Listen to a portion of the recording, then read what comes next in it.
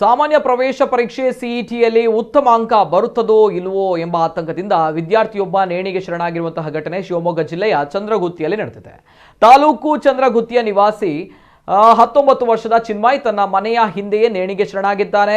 ಚಿನ್ಮಯ್ ಚಂದ್ರಗುತ್ತಿಯ ಕೃಷ್ಣರಾವ್ ಅವರ ಮಗನಾಗಿದ್ದು, ಕಳೆದ ಬಾರಿ ಸಹ ಸಿಇಟಿಯಲ್ಲಿ ಉತ್ತಮ ಅಂಕ ಬಾರದ ಕಾರಣ ಮತ್ತೊಮ್ಮೆ ಸಿಇಟಿ ಪರೀಕ್ಷೆ ಬರೆದಿದ್ದ.